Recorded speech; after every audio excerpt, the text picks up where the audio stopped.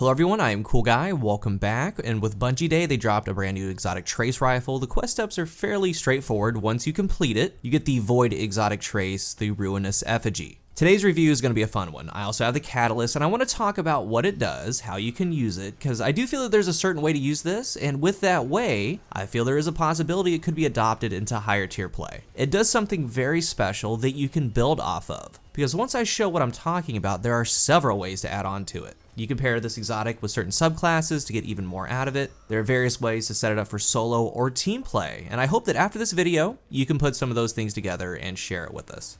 This is a 1000 RPM trace rifle, and with the RPM stated and the damage that it does, the numbers for a TTK in PvP would work out to a 0.66 optimal TTK, but this might be a 900 RPM, that would mean it's a 0.73. The trace aspect of it is okay, it receives flinch somewhat oddly, but the real reason to use it is for the exotic perks. This thing is cool, and I hope that exotics like this and Witherhoard are more of what's to come. The effigy is odd, but fun, yet powerful, and first things first. Even as a solo player with no one using this trace, you can do well with it. I'm going to show you how. However, this does have potential to shine more with team play. Think Rat Pack, think Outbreak Perfected. The more that you have, the more things you can do. It has two perks that set it apart from other weapons. Its main exotic perk is Transmutation. Final blows with this weapon collapse victims into void transmutation spheres. They basically turn into little void balls. The perk that goes with that is Evolution. Transmutation spheres you create can be picked up and wielded as weapons by you and your allies. When you pick one up, the movement is basically like a relic. There's a light attack, a heavy attack, there's a guard that drains nearby combatants. The catalyst is Deconstruction. This weapon deals increased damage against targets damaged by transmutation spheres. There's a lot to break down. This thing is so layered, and I think you're going to be surprised with how you can use it. I've been investigating ways to use it, and I believe that it does have a place, and that's usually why my reviews are a little bit late to the party. There's a lot to talk about. I try to get a lot of information, because knowing how this thing works, you can do better with it. A lot of things it does with the transmutation spheres can be done separately, you can chain them together, but let's first talk about the block, the drain. When you make an enemy a sphere, you can pick it up, and this can be used by you or an ally. There's about a 5-second period in which you can't spawn another one, but after 5 seconds, you can spawn another sphere on the map. You could have 2, 3, 4 on the ground, and friendlies can go ahead and pick those up. And with this video, even if you don't use this trace rifle, I want to show you the ways that you can use this sphere. Maybe in a public event you see one, maybe in a raid. One teammate can be using the trace, but you can see a lot of these spheres on the ground. You can use those, and you should. When you have one in your hand, the energy that it has is 29. When you start blocking, that's going to move a lot faster. When it gets down to 3 seconds, it slows way down, and eventually you yourself are going to start getting hit with transmutation. It's going to start cutting away at your health. It moves fast, but when enemies are caught inside while you're blocking, it slows down a bit. When you're blocking, when you're in guard right here and you start applying damage to nearby enemies, you get health back. It's basically a life steal. Now this is going to be paired with the second part about the block. You take reduced damage. This is similar to something like Controverse Hold. And a quick note, the block stuns most enemies that fall into it. So as you're walking around with the sphere in the guard form, once they get tagged, they move like they're suppressed. They move like they're stunned, and this is a good thing. Important to note, while you're blocking, you cannot be critted, you cannot take headshots. So whoever's going to be hitting you, like in PvP, they're only hitting body shots, and those body shots, while you're blocking, you take 50% less damage. And we can jump to PvP real quick just to show how massive that is, the things that you can survive. And a lot of it has to do since things cannot crit you. It can survive an Izanagi ×4, that deals 167 damage. If they have the catalyst, 8 × 4 is 197 damage. You can survive that too if you have high enough resilience. You can survive a toaster, but you do need to get out of the burn after it hits you. The damage reduction is no joke. It would take 3 high impact sniper shots. The list goes on. So as movement from one area to another, you can close gaps and get there safely if you're blocking. Maybe not a far gap, but like in doorways, things like that, snipers won't be able to pick you off. One of the fun things I've been doing is using Top Tree Dawnblade with Heat Rises, because I can only imagine what it looks like to the other players on the map, just a big purple ball floating across the map. And since I'm taking less damage, I'm able to cross a large gap sometimes. I can get close, I can use the Icarus dodge at them and just slam. It's just too much fun. But back to the block. Since we have a mechanism that when blocking, You can deal damage to enemies. You're essentially using a lifesteal, and while you're in this state, you're taking less damage, but you're getting health. It's really, really good. But a third very important thing that we can build on is that when you're blocking, it stops stomp mechanics. It stops pulses, bursts that come at you from enemies. Sometimes they get through, but most of the time they don't. You straight stop them. We've been asking for this for a long time, and this is how you do it. When you're in the guard state, this block state, you're an anchor. You're taking less damage, and even though you're taking damage, at the same time you're doing the lifesteal that's doing some tick damage to nearby enemies, that's giving you health. So this block, it can pair with the catalyst. One person can be blocking next to an enemy they want to damage. The others with the trace rifle can shoot them for increased damage. This is one way to use it as a team, and with that catalyst doing extra damage, those trace rifles are doing 30% more damage than base, and that damage is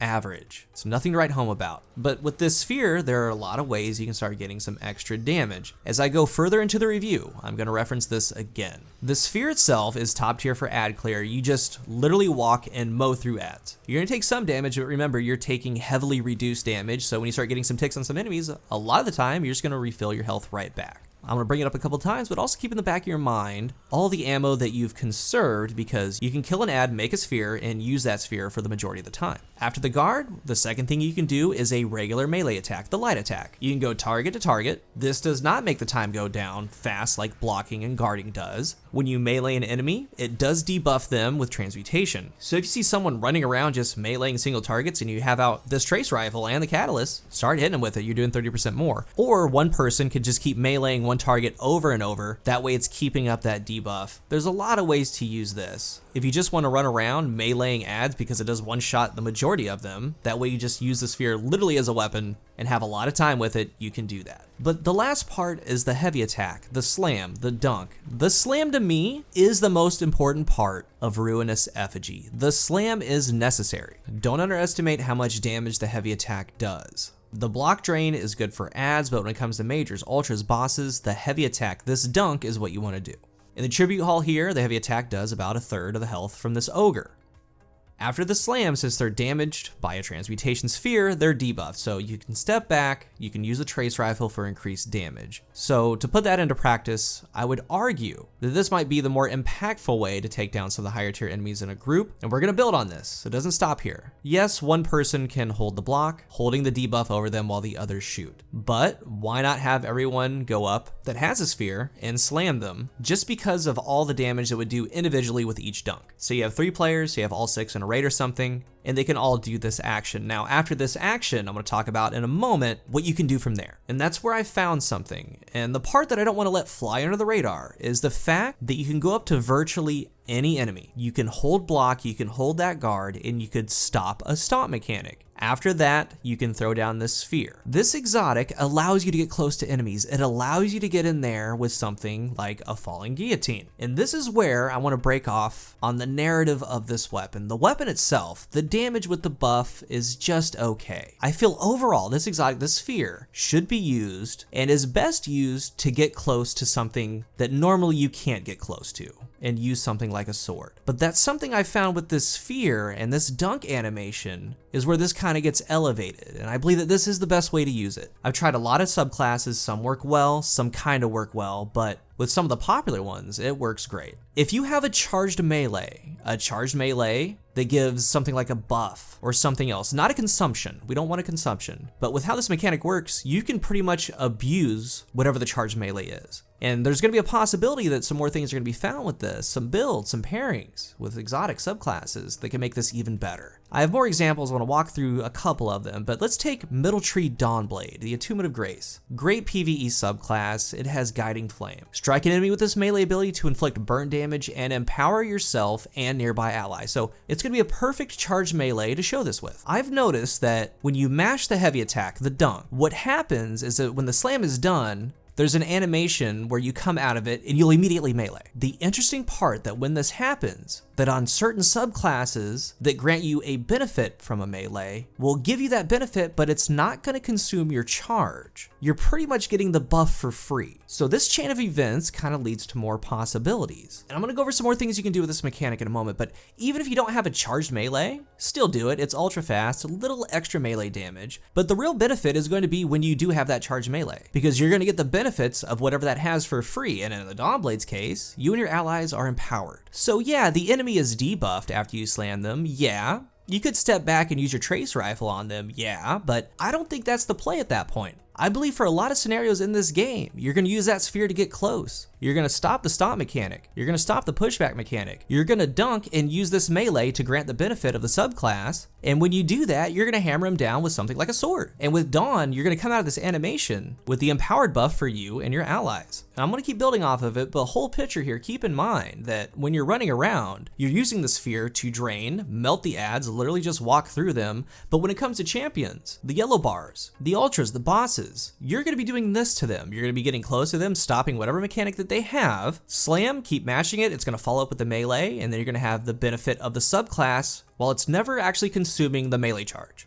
And I say this to have that knowledge because even if you aren't running this trace rifle, and if you see a sphere on the ground, go do this with it. I've done the full event on Titan and IO, running the drain and light attack melee for the ads, and this slam dunk melee combo for the higher tier enemies, and literally the entire encounter, I never actually consumed the melee charge. So a little bit further, here's some other interactions. Take Bottom Tree Striker, Frontal Assault. When you do the slam, that quick melee after that we talked about, you're granted Frontal Assault without the melee charge being consumed. And with Frontal Assault, you do more damage, plus with something like Whirlwind Blade on your sword, that's going to be ramping up with the Frontal Assault damage. And real quick, this would be a little bit different if this slam did like 10,000 damage, but it does fairly substantial for what it is and what you're able to do with it. Because a lot of time with the sword and shotgun, whatever you're using, the real issue is getting close, and this exotic allows you to get close. So I imagine a scenario where 6 players are doing this, they all dunk, they all follow up with that melee, and they just obliterate it with the sword. You could take something like Middle Tree Sentinel, the Code of the Commander.